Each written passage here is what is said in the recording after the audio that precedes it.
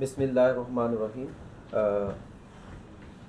فرائض علوم کورس ہم نے شروع کیا تھا، جس کے اندر سب سے پہلے ہم اللہ تبارک و تعالیٰ کی توحید سے متعلقہ عقائد پڑھ رہے تھے۔ جو پچھلا سبق کے اندر آپ کو بتایا تھا کہ چند چیزیں، کہ جس طرح اللہ تبارک و تعالیٰ کی ذات قدیم ہے، اس کی صفات بھی ساری کی ساری قدیم ہے۔ اور پھر آپ کو یہ بھی بتایا تھا کہ اللہ کی صفت مخلوق نہیں ہے۔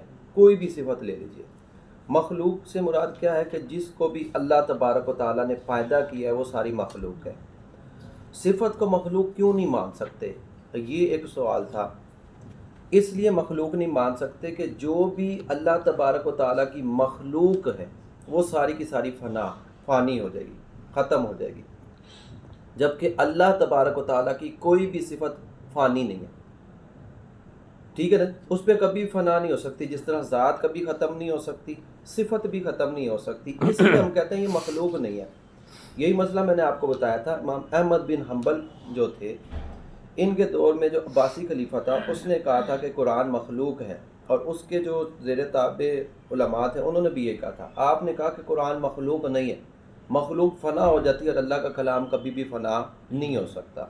یہی وجہ ہے کہ دیکھیں، آپ کو سب سے پہلے بات یہ کہ قرآن کے دو معنی ہیں۔ ایک وہ کتاب جو دو جلدوں کے درمیان ہے، اس کو قرآن کہتے ہیں، اور ایک قرآن وہ الفاظ اور مفہوم کا مفہوم ہے جو آپ کے ذہن کے اندر محفوظ ہے، جو کبھی بھی ختم نہیں ہو سکتے۔ یہ جو ظاہری چیز ہے یہ تو کوئی جلا کے ختم کر سکتا ہے، لیکن ہمارے جو ذہنوں میں محفوظ الفاظ ہیں وہ کبھی بھی ختم نہیں ہو سکتے۔ تو اس وجہ سے آپ اس بات پر ڈٹے رہے، اور آپ نے کہا کہ یہ قرآن جو ہے مخلوق نہیں بلکہ کلام اللہ کی صفت ہے، اور اللہ کی صفت کبھی بھی ختم نہیں ہو سکتی۔ آج کا جو ایک اور عقیدہ ہے کہ نہ کسی کا باپ ہے، نہ بیٹا، نہ اس کے لیے کوئی بیوی ہے، جو اسے باپ یا بیٹا بتائے یا اس کے لیے بیوی ثابت کرے، کافر ہے۔ بلکہ جو ممکن بھی مانے وہ بھی گمراہ بددین ہے۔ ایک تو ثابت کر لیتا ہے اللہ کے لیے اولاد ہے، تو وہ قرآن کی نصوص کا انکار کر رہا ہے، کیونکہ اللہ تبارک و تعالیٰ نے کیا فرمایا؟ لم یلد ولم یولد۔ اسی طرح متخذ صاحبۃ ولا ولد، اللہ تبارک و تعالیٰ کی نہ تو کوئی بیوی ہے نہ اس کی کوئی اولاد ہے۔ اور اسی طرح قرآن کی اور بھی آیات آپ پڑھتے ہیں تو اس کے اندر یہ بات ثابت ہے کہ اس کے لیے بیوی، اولاد یہ ممکن ہی نہیں ہے، یہ ممکن ہی نہیں ہے۔ کیونکہ اگر مانو تو پھر یہ خدا کی گویا کہ صفات ہے، تو اب اس کے اندر صفت آپ کو پتہ ہے وہ کیا بنے گی؟ صفت پھر قدیم ہوگی، اور صفت کا وہی درجہ بن جائے گا جو گویا کہ ایک رب کا فرض کر لے۔ تو اس اعتبار سے پھر توحید ختم ہو جائے گی اگر یہ ساری چیزیں مانو نا، کیونکہ وہ ایسا یکتا ہے کہ ہر اعتبار سے یکتا ہے، صفت کے اعتبار سے، ذات کے اعتبار سے اس نے اپنے جیسا کوئی رکھا ہی نہیں اور نہ ہو سکتا ہے۔ تو اس لیے یہ چیزیں جو تسلیم کر لیتا ہے تو وہ کافر ہے۔ اسی وجہ سے ہم کہتے ہیں کہ آج کے عیسائی جو ہے قرآن کا اگر مطالعہ کرے تو عیسائیوں نے عقیدہ تثلیث واضح طور پر ثابت کیا ہوا۔ وہ کہتے ہیں عیسیٰ علیہ السلام کو، اس کے اندر مختلف کنسیپٹ ہیں، بعض خدا بھی مانتے ہیں، بعض خدا کا بیٹا بھی مانتے ہیں، تو اور بعض جو ہے وہ تحلیل کا مانتے ہیں، وہ خیر بعد میں کریں گے۔ تو ان سب صورتوں کے اندر کیا ہے؟ ڈائریکٹ اللہ تبارک و تعالیٰ کی ذات کے ساتھ حملہ ہے۔ تو لہٰذا یہ جو بھی تصور رکھتا ہے تو وہ تصور رکھنے والا کافر قرار پائے گا۔ اس کے بعد کہتے ہیں وہ حی ہے، یعنی خود زندہ ہے، اور سب کی زندگیاں اس کے ہاتھ میں ہیں، جسے جب چاہے زندہ رکھے، جسے جب چاہے موت عطا کرے۔ تو حی کا ایک معنی جو بذات خود زندہ ہے۔ ہم لوگوں کو اس لیے حی نہیں کہہ سکتے، ہمارا وجود اصل میں اللہ کے حکم کے تابع، ٹھیک ہے؟ ہم لوگ جب تک ہیں اللہ تبارک و تعالیٰ کے حکم کے ساتھ ہے، لیکن وہ ذات ایسی ہے کہ وہ خود موجود ہے۔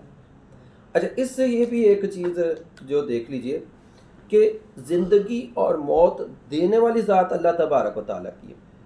ہم یہ کہہ دیتے ہیں کہ جو ہمارے عرف عام میں کہا جاتا ہے اس نے مار دیا، اس کو گولی نے مارا تو وہ مر گیا، تو اصل میں اس وقت جو حکم کار فرمایا اللہ تبارک و تعالیٰ کا، یہ گویا کہ ایک سبب بن رہا ہے۔ یہی وجہ ہے کہ یہ بات یقینی نہیں کہ گولی لگنے سے ضرور بندہ مرے گا، یہاں کہتے ہیں زہر کو دینے سے لازمی بندہ مرے گا، نہیں، اگر اللہ کا حکم نہ ہوا وہ ساری گولیاں کھانے کے باوجود اللہ تبارک و تعالیٰ کا حکم تھا، وہ بچ جاتا ہے۔ اور بعض اوقات ایسا ہوتا ہے کہ معمولی سی کوئی چیز لگ جاتی ہے، اس میں پتہ ہی نہیں ہوتا، وہ بندہ دنیا سے چلا جاتا ہے۔